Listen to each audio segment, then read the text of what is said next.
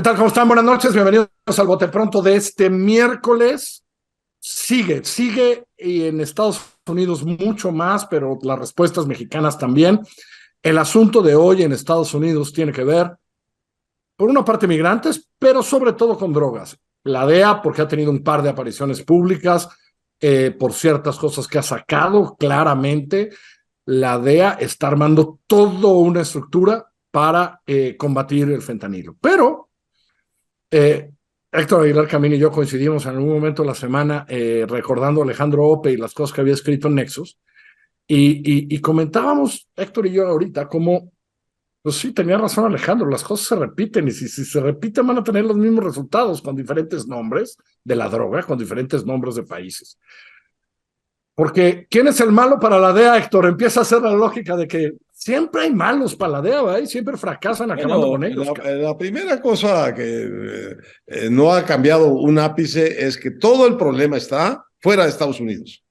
Es decir, son los que traen la droga a Estados Unidos, los que son el origen y el problema del consumo y de las muertes por sobredosis en los Estados Unidos. Han crecido las muertes por sobredosis, de lo que yo recuerdo, muy importantemente. Sí. Yo recuerdo que tenían 24, 30 mil muertes al año por sobredosis, en un país de ¿cuántos millones de habitantes? De 300. Sí, de 300, pues, pero, ¿no? 300 entonces, bueno, no, era eso. Ahora, con el fentanilo, son 100,000, por tanto, la cosa sí ha crecido de una manera muy importante.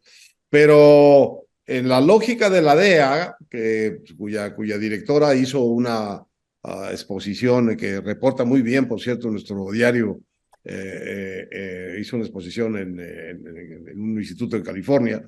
Dice que, bueno, ahora lo que era entonces para la DEA en la época de Ope, a principios del siglo, la cocaína, el gran flagelo, ahora es el fentanilo, ¿no? Y lo que era antes el país origen del mal, que era Colombia, ahora pues sí pegó un pequeño salto, porque ahora es China. China es el país de origen de los precursores del fentanilo que trae y que pasa pues por muchas cadenas, pero entre otras, y otra vez, desde luego México, en donde, por cierto, y en esto creo que tiene razón la directora de la DEA, los cárteles de Sinaloa y Jalisco Nueva Generación son mucho más mortíferos, mucho más poderosos y mucho más impunes de lo que eran. En eso creo que sí tienen razón. Pero sigue siendo el tema de que son los terribles mexicanos los que nos tasan el fentanilo acá a los Estados Unidos, y es allá donde hay que detenerlos. A mí me gustaría que los detuvieran para regresarle la seguridad a los mexicanos que están siendo oprimidos por las bandas del crimen, desde luego. Pero la DEA no cambia, digamos, la lógica. Y también, ¿qué es lo que quieren? Pues quieren a los chapitos, quieren a los capos. Es decir, tomando a los capos es como se castiga y se desarma a los cárteles. Bueno, ya todo eso es lo que la DEA hizo en América Latina y en México del año 2000, de 1990, primero en Colombia, luego en México, y no resultó nada, no cambiaron nada, lo único que produjeron fue más violencia y más desastre. Nomás que ahora es la misma estrategia, pero en esteroides. Y ahora hay que combatir a China. Y ahora hay que, la cadena internacional que viene de todos lados. Bueno, pues ya la DEA va a declarar casi la siguiente guerra mundial, cabrón. Entonces, más bien deberían de volver a pensar lo que escribió Ope y preguntarse por qué nada de eso sirvió y por qué ahora sí va a servir. Porque son las mismas soluciones, ¿no, Juan? Digo, tú por algunas cosas que has hecho en la vida lo has visto de ser que estamos en la misma, nada más cambian los nombres, me parece muy bien lo de Héctor. Cocaína, fentanilo, ¿no? O cocaína, heroína, fentanilo. Bolivia, Colombia, China. Eso sí, siempre nos tocan que pasan por acá, por las fronteras. Sí. Juan Ignacio, la bala. Pues sí, siempre jugando un papel estratégico profundo. Bueno, mira, lo que pasa ahí es que también digamos, eso desde los 60 también hay un problema, claro que algún día comentamos aquí, ¿no? Desde López Mateos, que dijo que cada país exportaba al otro lo que el otro necesitaba, ¿no? Hablar de las drogas y el consumo, o Díaz Ordaz diciendo que si México era trampolín era porque había alberca, ¿no? Recibido también el consumo. Y ahí no ha cambiado el discurso de nosotros, y creo porque no ha habido una solución del otro lado, ¿no? Hay de estas paradojas de la vida y contrasentidos en los cuales pues, en Estados Unidos son exactamente como López Obrador, ¿no? Que siempre andan buscando un culpable de todo lo que les pasa, ¿no? Y pues Estados Unidos tiene ahí siempre, pues como tú lo dices, Colombia, Bolivia, China, etcétera, pero hay una zona donde nunca sabemos, salvo en películas, alguna cosita ahí, alguna versión, ¿quiénes son los chapitos de allá? ¿No? Es una pregunta recurrente en la prensa mexicana, en los análisis. ¿Quiénes son los grandes cárteles ahí? ¿Con quién negocian? Ovidio, el Chapo, García Ábrego, el Güero Palo, que nosotros tenemos varios para decir de memoria, ¿eh? Sí, nombres, Los nombres que nos sobran, tenemos. pero es buena pregunta.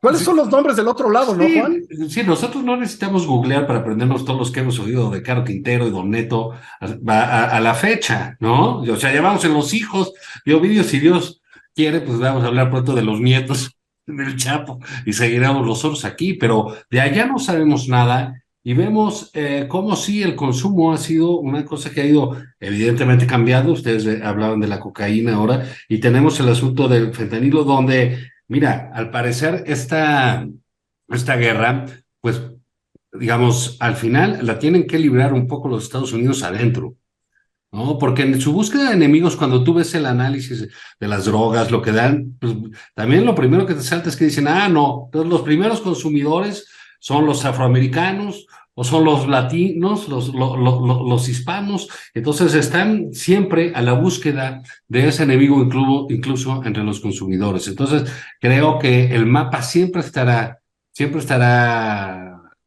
con un vacío grande mientras no nos expliquen de Estados Unidos.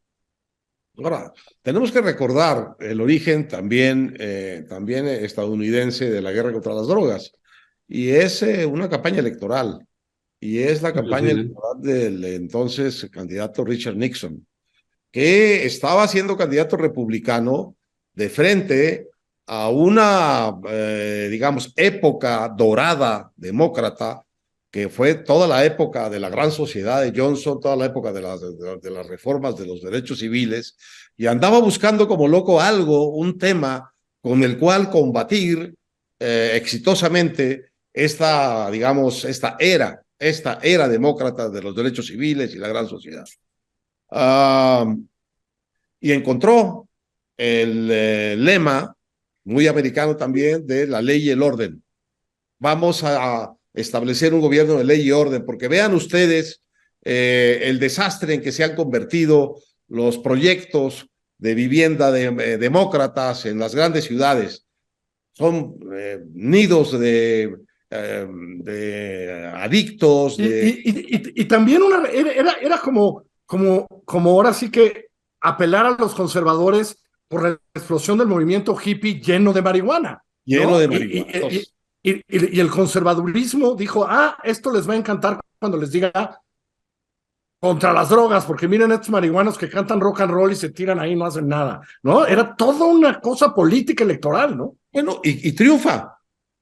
Y triunfa. Y entonces empieza la guerra contra las drogas. Nixon empieza, por ejemplo, con México, con la operación de interceptación, que era detener en la frontera los coches para que no pasaran droga. Luego nos impone el tema de quemar los sembradíos de marihuana, que ahora son legales en Estados Unidos, la operación Cóndor. Y ahí empieza toda la expansión patriótica de la guerra contra las drogas de los Estados Unidos a partir de Nixon. Y son los años en que se crea la DEA. Y desde entonces están en esta idea de que todo el mal viene de fuera. La droga viene de fuera. Aquí nos la comemos, nos la fumamos, nos la mascamos, nos la inyectamos, pero la verdad Es porque nos la ponen aquí. Entonces vamos a perseguirlos desde donde la mandan. Vamos a perseguirlos en las sierras, a quemar la amapola, vamos a perseguirlos en Colombia, a decomisar la cocaína. Y empieza esa historia que nosotros hemos visto pasar por aquí de una manera devastadora. Y toda la política de detener a los capos para que los capos debiliten a los cárteles. Bueno, todo eso no ha reducido un adicto en Estados Unidos, no ha provocado, digamos, la desaparición de un solo cártel importante, por lo menos en México, y lo que ha traído, en cambio, es esta secuela de sangre y esta espiral de violencia que está peor que nunca, ¿no? Ahora, la crisis allá es tan grave, Juan Ignacio, que va a ser, pues yo creo que uno de los 3 o 4 temas de la lucha electoral el próximo año y medio en Estados Unidos, con lo cual, pues no nos va a ir bien, porque tampoco es que Biden pueda decir, ya no nos importa el fentanilo y tal y cual. Y estos van a ser años complicados en esta relación por eso, ¿no? Si de por sí la migración ya pone un asunto, el de la droga peor, ¿no, Juan Ignacio? Claro, claro, y más por este fenómeno que comentaba Héctor, que tiene que ver pues, con el extranjero, ¿no? Y si vemos de qué se va a tratar, pues se va a tratar de los enemigos de afuera. El otro día veía un comercial de Trump, ¿no? De los nuevos, y pues sigue hablando de los de afuera y la debilidad de adentro, ¿no? En términos de Biden, y sacaba imágenes de Biden resbalándose, que hay 2 o 3 imágenes así.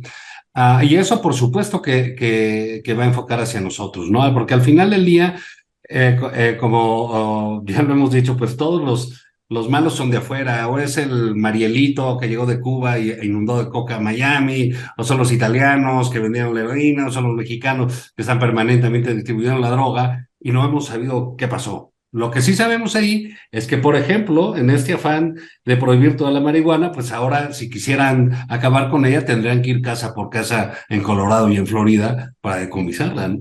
Pues sí, ahí por donde empezó Sin duda. la guerra contra las drogas, ahora en Estados Unidos hay florecientes negocios y no sé cuántos estados en donde es legal. Bueno, a ver cuándo llegan con eso a las otras drogas y eso sí acabaría con la guerra de las drogas.